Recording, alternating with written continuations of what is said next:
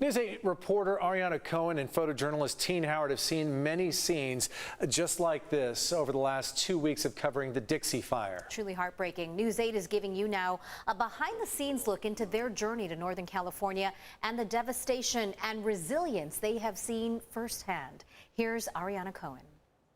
Just boarded on the plane now, heading to cover the Dixie Fires. Thank you and welcome aboard. My photojournalist Tine Howard and I flew from San Diego to Northern California last week. And we just arrived here in Sacramento a couple hours ago, got this rental car. We're going to make a long drive. And off we went to begin our journey to cover the single largest fire in California history. The air quality here has gotten progressively worse. We can see the ash in the air, making it hard to breathe. And residents agreed. It's kind of like hurting my eyes when I first came out of the house. I have asthma and I can definitely feel it. Take a look at some of these damages the Dixie Fire has already caused in Janesville. We're here, man. As we drove through the smoky roads and devastated neighborhoods, we made our next stop in Janesville, where we met this friendly family who welcomed us to their home with a beautiful landscape and a chicken coop.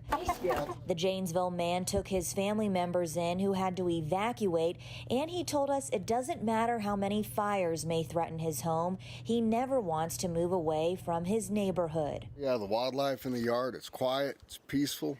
We met people who were forced to evacuate. It's a little overwhelming to have to leave your home. It's jam-packed. Many leaving their homes to live in tents and trailers at an evacuation site in Susanville. Here, we learned how vulnerable yet courageous people really are for what they had to endure. Sorry, it's hard.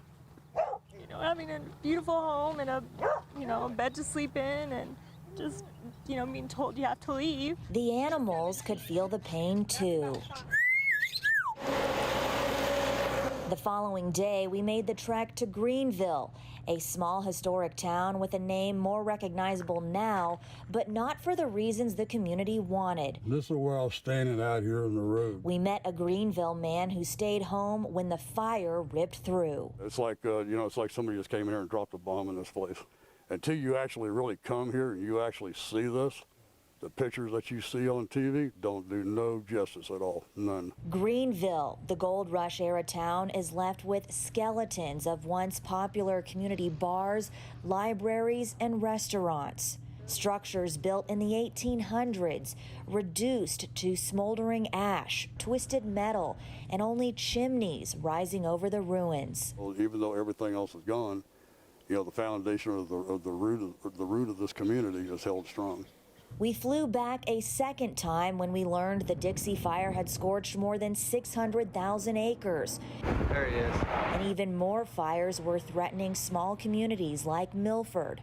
Well, I talk slow. This is where we met 81-year-old Donald Cameron, a wood carver who was so thankful his precious sculptures were unscathed. So I sure didn't want to lose that one. The next day, we drove on Highway 36 near Susanville and Chester, where we saw huge billowing clouds of smoke and angry flames. We met best friends who shared stories of loss. It was like, God, just give me one reason. Let me tell you, I yelled, I screamed, I hollered at him. I hollered at him and asked him why he would allow this to happen. Goodbye.